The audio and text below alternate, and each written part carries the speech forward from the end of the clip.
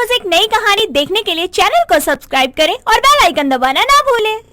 मालती मथुरा में अपने पूरे परिवार के साथ रहती थी।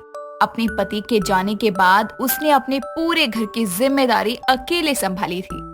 ऐसे ही समय बीतता है और वो अपने बेटे की बड़ी धूमधाम से शादी करके अपनी नई नवेली बहू को घर लाती है और अपनी आखिरी जिम्मेदारी से भी मुक्त हो जाती है।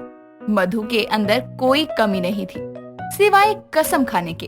उसे हर बात में अपनी कसम की कसम खाने की आदत जो थी, जो मालती को बिल्कुल पसंद नहीं थी। वो अपनी बहू को हमेशा इस बात के लिए टोकती रहती, लेकिन मधु पर उसका कोई असर नहीं होता।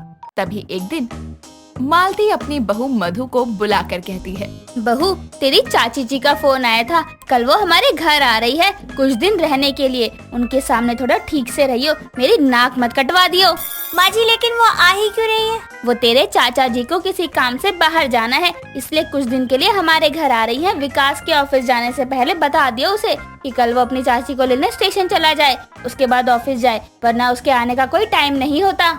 कसम की कसम माँ जी, पक्का बोल दूंगी। अच्छा माँ जी, मैं चलती हूँ, मुझे बहुत काम है। रुक तू पहले, ये क्या पूरे दिन कसम की कसम करती रहती है? कितनी बार कहा है तुझे, मेरे बेटे को हर बात में मत लाया कर अपनी इस कसम के बीच में। समझ नहीं आता क्या? माँ जी, मैं तो अपने पति की कसम खाती हूँ, आपके बेटे की थोड़ी। पति क्या खरीद कर लाई थी? पहले वो मेरा बेटा है, बाद में तेरा पति है, समझी? और अपनी चाची जी के सामने कसम की कसम खाई ना अगर, तो मुझसे बुरा कोई नहीं होगा। खाना खाने लायक नहीं छोड़ूंगी तुझे। जी, मैं ध्यान रखूंगी। अपनी सास मालती की बात सुन के मधु वहाँ से चली जाती है और अपने कामों में लग जाती है और अपने पति विकास को चाची जी को लाने की बात बताना भूल जाती है। अगले दिन सुबह विकास जल्दी उठकर ऑफिस के लिए निकल जाता है। कुछ समय बाद मधु की सास उसके कमरे में आकर कहती है, बहू, तूने कल बता दिया था ना विकास को चाची जी को लाने की बात। दिखाई नहीं दे रहा है, शायद लेने गया होगा। हाय राम, मैं तो भूल ही गई थी। लेने तो तब जाएंगे ना जब उनको पता होगा। हाँ माँ जी, कसम की कसम बता दिया था मैंने विकास जी को। ठीक है, फिर अभी आता ही होगा उनको लेकर। तू तब तक चाय नाश्ता देख ले और कसम कसम बोलना बंद कर, तू जाकर काम कर ले। जी माँ जी। मालती को घर के हॉल में बैठकर इंतजार करते हुए सुबह से शाम हो जाती है, लेकिन विकास अपनी चाची जी को लेकर नहीं आता। कुछ देर और इंतजार करने के बाद मालती अपने बेटे को फोन करने के लिए जैसे ही फोन उठाती है, तभी उसकी नजर घर के दरवाजे पर जाती है, जहां विकास अकेले थका हुआ घर ऑफिस से वापस आया था। जिस पर मालती उसे रोक कर कहती है, बेटा, तेरी चाची जी कहाँ है? माँ अपने घर होंगी, मुझे क्या पता। मैं रूम में जा रहा हूँ, बहुत थक गया हूँ।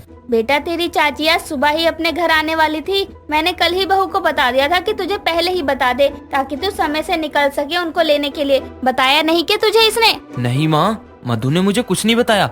और तो शाम हो गई है, इसका मतलब अगर वो आई होंगी तो स्टेशन पर ही बैठी होंगी। हद है यार। इसको तो मैं अभी बताती हूँ। बहू, ओ बहू। जी माँ जी, आपने बुलाया? अरे विकास जी, आप भी आ गए? उसको बाद में पूछियो, पहले ये बता, तूने विकास को चाची जी के आने के बारे में बताया था या नहीं? मर गई, अब क्या करूं? कसम की कसम माँ जी, सच्ची मैंने बताया था विकास जी को। यही भूल गए होंगे काम के चक्कर में। झूठ मत बोल। क्या माँ जी, कसम की कसम खाई तो आपको यकीन नहीं? बस करो आप दोनों, अब मैं स्टेशन जाकर देखता हूँ।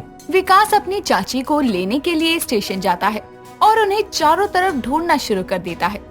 तभी उसकी नजर बेंच पर बैठी एक औरत पर जाती है और वो कोई और नहीं, उसकी चाची अनीता थी। जैसे ही विकास उनके पास आता है, उसे देखते ही चाची उसे गुस्से से घूर कर कहती है, मिल गया टाइम तुझे नालायक, मुझे लेने आने का। अरे घर बुलाने की इच्छा नहीं थी तो पहले ही बता देता, मैं आती ही नहीं। प्रणाम चाची जी, अब बस भी करो, कुछ घर सुनाने के लिए भी छोड़ दो। सुना नहीं रही हूँ, बहुत दुख हुआ है मुझे।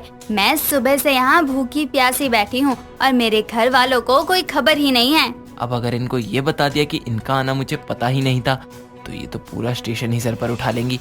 चुप रहना ही ठीक है। ऐसी बात नहीं है चाची जी, इस बार माफ करिए, अगली बार से ध्यान रखूंगा। अब चलें? ठीक है, चल। कुछ समय बाद विकास अनीता को लेकर अपने घर आता है। उसके बाद सभी लोग एक साथ बैठकर चाय नाश्ता करते हैं। सभी अपने अपने कमरों में आराम करने चले जाते हैं।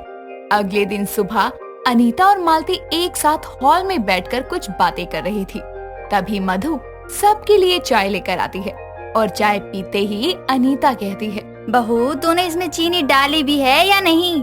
हाय हाय चाची जी, कसम की कसम मैंने 3 चम्मच भर भर के चीनी डाली है।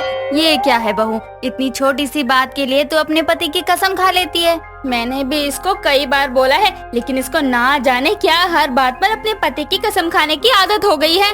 बहू वो तेरा पति है, कोई खाने का सामान नहीं, जो जब देखो हर बात पर उसकी कसम खा के बैठ जाती है। आगे से मैं ना सुनूं ये सब। अनीता और मालती के लाख समझाने के बाद भी मधु अपनी कसम खाने की आदत से बाज नहीं आती। ऐसे ही थोड़ा समय और बीतता है। तभी एक दिन अनीता हॉल में बैठी टीवी देख रही थी। तभी उसे सब्जी वाले की आवाज आती है और वो मधु को बुलाकर कहती है, बहू बाहर सब्जी वाला आया है, देख अगर उसके पास कोई हरी सब्जी हो तो ले ले, मुझे आज मसालेदार खाने का मन नहीं है। जी चाची जी, अभी जाती हूँ। अरे बहू सुन तो ले, चली गई। बताओ पैसे लेकर नहीं गई, अभी फिर दोबारा पैसे लेने आएगी। सारे काम गलत ही करती है।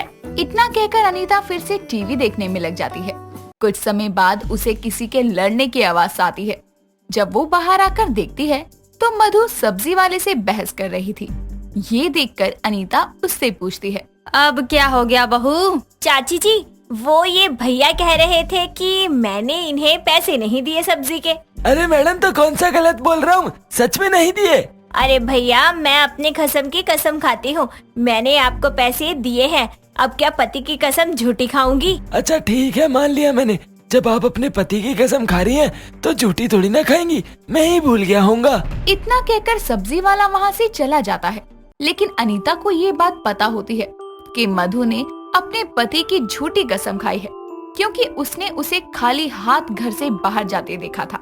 विकास के आने के बाद अनीता मालती और विकास को सब बताती है और उसको कसम खाने की आदत को छुड़वाने के लिए सब साथ मिलकर एक योजना बनाते हैं।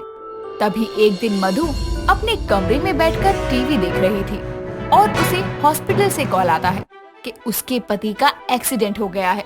वो भागते हुए हॉस्पिटल पहुंचती है, जहां उसकी सास उसे रोते हुए कहती है, ले कसम की कसम, देख आज तेरी वजह से मेरा बेटा बेहोश पड़ा है। माँ जी मैंने क्या किया है? कितनी बार कहा है तुझे, मेरे बेटे की कसम मत खा हर बात पर ऐसे, किसी की कसम खाना अच्छा नहीं होता। अभी कल ही खाई है इसने अपने कसम की कसम, वो भी झूठी खाई थी। अब जी भर कर खा अपने कसम की कसम। नहीं माँ जी, मुझे माफ कर दीजिए, मैं अपनी कसम खाती हूँ, दोबारा कभी कसम की कसम नहीं खाऊंगी। फिर कसम इसकी नहीं तो अपनी कसम। हे भगवान क्या करूँ मैं तेरी कसम का। माँ जी गुस्सा मत करिए, कसम नहीं वादा करती हूँ, आज के बाद मैं अपनी ये कसम की आदत छोड़ दूंगी। कुछ समय बाद सभी मधु को बता देते हैं कि वो बस उसे समझाने के लिए एक नाटक कर रहे थे। लेकिन उस नाटक के बाद मधु अपनी हर बात पर कसम खाने की आदत को छोड़ देती है।